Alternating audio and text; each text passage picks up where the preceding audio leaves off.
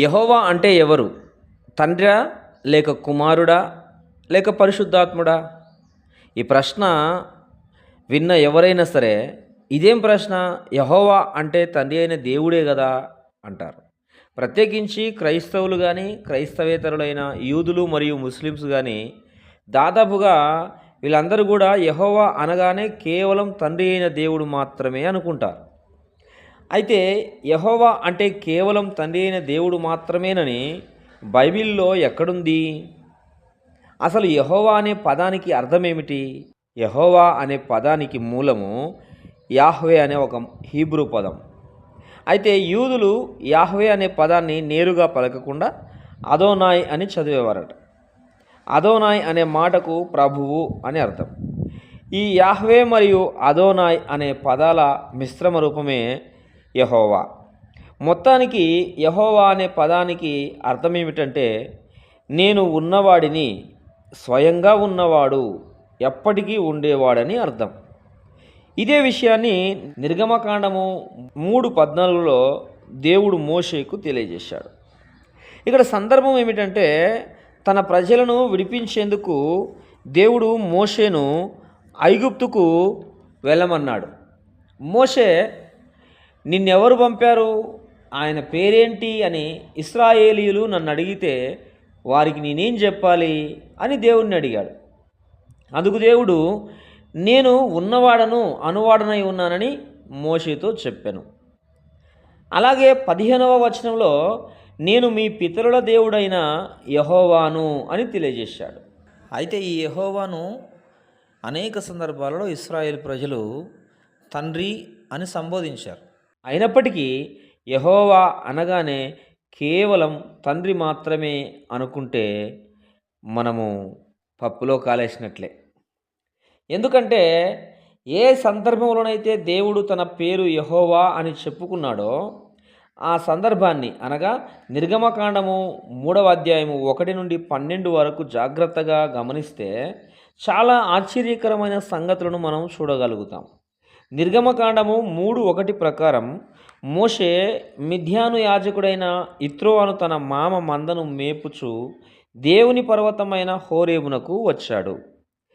అయితే 2వ వచనంలో మనం గమనిస్తే, ఒక పొద నడిమిని అగ్నిజ్వాలలలో యెహోవా దూత అతనికి ప్రత్యక్షమయ్యాడు.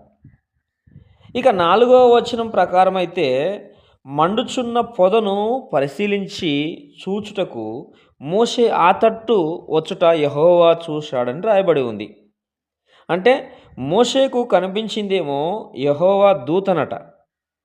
అయితే మోషేను చూసిందేమో యెహోవానట. ఆ తర్వాత ఆ పొద నడుమ నుండి దేవుడు మోషే మోషే అని మోషేను పిలిచాడట. మొత్తం మీద ఇక్కడ మనకు 3 వ్యక్తులు కనబడుతున్నారు. ఒకరు యెహోవా దూత, రెండవ వారు యెహోవా, మూడవ వారు దేవుడు. అయితే విచిత్రం ఏమిటంటే, ఒకసారి 2వ వచనంతో 4వ వచనాన్ని పోల్చి చూడండి. పొద నడిమిని యెహోవా దూత ఉన్నాడని 2వ వచనం చెబుతుంటే, 4వ వచనమేమో ఆ పొద నడుమన ఉన్నది దేవుడేనని చెబుతుంది. ఇంతకీ ఆ పొద నడుమన ఉన్నది యెహోవా దూతనా లేక దేవుడా? ఎప్పుడైనా మీరు ఆలోచించారా? అయితే బైబిల్‌లో ఎక్కడైతే యెహోవా అనే పదానికి అర్థం చెప్పబడిందో అక్కడే దేవుడు త్రిత్వమై ఉన్నాడనే అర్థాన్ని కూడా చూడగలం. పైగా బైబిల్ ఎక్కడ కూడా యెహోవా అనే పదానికి అర్థం తండ్రి అని చెప్పడం లేదు. యెహోవా అంటే ఉన్నవాడు, అనువాడు అని అర్థం. అయితే కుమారుడు కూడా ఉన్నవాడు, అనువాడే. అలాగే పరిశుద్ధాత్మ దేవుడు కూడా ఉన్నవాడు, అనువాడే. ఈ ఉన్నవాడు, అనువాడు అనే విషయము లేక యెహోవా అనే పేరు ఒక్కరికి సంబంధించింది కాదు, ముగ్గురికి సంబంధించింది. అనగా తండ్రి, కుమారుడు, పరిశుద్ధాత్ముడు, ఈ ముగ్గురికి సంబంధించింది. కాబట్టి యెహోవా అనగానే తండ్రి మాత్రమే అనకూడదు.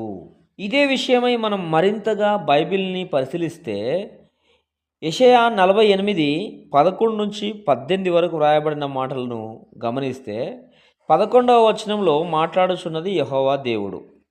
అయితే 16వ వచనం దగ్గరకు వచ్చేసరికి ఆ యెహోవా దేవుడు కాస్త యెహోవాతోనూ ఆయన ఆత్మతోనూ తనను తాను వేరుపరుచుకుంటున్నాడు. అలా వేరుపరుచుకోవడం వలన ఇక్కడ ఇద్దరు యెహోవాలనే అర్థం వస్తుంది. అంటే ఒక యెహోవా తండ్రి, మరొక యెహోవా కుమారుడు. అలాగే పరిశుద్ధాత్మను యెహోవా ఆత్మ అన్నారు. యెహోవా ఆత్మ అంటే యెహోవా అనే కదా అర్థం. కాబట్టి ఇక్కడ కూడా మనకు మొత్తం ముగ్గురు యెహోవాలు కనబడుచున్నారు. అంటే దేవుని వాక్యం తండ్రిని యెహోవా అంటుంది, కుమారుని యెహోవా అంటుంది, పరిశుద్ధాత్మను కూడా యెహోవా అనే అంటుంది. కాబట్టి యెహోవా అంటే కేవలం తండ్రి మాత్రమే కాదు. ఇకపోతే జకర్యా 2:9 ప్రకారం పంపినవాడు యెహోవా. 13వ వచనం ప్రకారం వచ్చినవాడు కూడా యెహోవాయే. అలాగే జకర్యా 14:4లో యెరూషలేమునకు తూర్పు తట్టునున్న ఒలీవ కొండ మీదికి యెహోవా దిగి వస్తాడని రాసి ఉంది. అయితే ఒలీవల కొండ మీదికి వచ్చేది మాత్రము మన ప్రభు అయిన యేసుక్రీస్తు వారే. ఇక్కడ మరొక ఆశ్చర్యకరమైన సంగతి ఏమిటంటే జకర్యా 14:9లో యెహోవా సర్వలోకానికి రాజై ఉంటాడని వ్రాసి ఉంది. కానీ ప్రకటన 25:6 వచనముల ప్రకారం సర్వలోకానికి రాజు యేసేనని స్పష్టమవుతుంది. అదిగాక ఆ దినమున యెహోవా ఒక్కడే అనియు ఆయనకు పేరు ఒక్కటే అనియు తెలియబడుతుందని జకర్యా అంటున్నారు. అంటే ఇప్పుడు దేవుడు త్రిత్వమా లేక ఒక్కడా అనే సందిగ్ధం ఏదైతే ఉందో అది ఆ రోజు తేటపడుతుందని అర్థమవుతుంది. అంటే ఒక్క దేవుడే ముగ్గురు వ్యక్తులుగా ఉన్నారని, ముగ్గురు వ్యక్తులు ఒక్క దేవుడేనని ఆ రోజు మనకు తేటగా అర్థమవుతుందని జకర్యా తెలియజేస్తూ ఉన్నాడు. కీర్తనల గ్రంథము 89వ కీర్తన 6వ వచనాన్ని చూడండి. మింటను అనగా ఆకాశాలలో యెహోవాకు సాటి అయిన వాడు ఎవడు? దైవపుత్రులలో యెహోవా వంటివాడు ఎవడు అంటూ ప్రశ్నిస్తుంది లేఖనం. అయితే దీనికి అర్థం ఏమిటి? ఆకాశాలలో ఒక యెహోవా ఉన్నాడు, అలాగే భూమి మీద కూడా ఒక యెహోవా ఉన్నాడు. అంటే తండ్రి యెహోవాయే మరియు కుమారుడు కూడా యెహోవాయే. కాబట్టి త్రిత్వాన్ని నమ్మే మనం యెహోవా అనగానే కేవలం తండ్రి మాత్రమే అనుకోకుండా యెహోవా అనేది త్రిత్వమైన దేవునికి సంబంధించిన పేరని గ్రహించాలి. ఇక త్రిత్వం లేదు, యేసు దేవుడు కాదు, పరిశుద్ధాత్ముడు దేవుడు కాడు అనేటువంటి మాటలు మాట్లాడే వారందరూ కూడా ఇక్కడ యెహోవాను గురించి రాయబడిన మాటలు ఎలా ఉన్నాయో పరిశీలించి చూడాలి. అప్పుడు మాత్రమే అసలు విషయం అర్థమవుతుంది. ఇకపోతే త్రిత్వాన్ని నమ్మేవారు కూడా యెహోవా అంటే తండ్రి మాత్రమే కానీ కుమారుడు ఎలా అవుతాడు, పరిశుద్ధాత్ముడు ఎలా అవుతాడు అని ఇంకా అర్థం లేని పాత పాటే పాడితే త్రిత్వానికి అడ్డు ఆటంకం త్రిత్వవాదులే అవుతారు.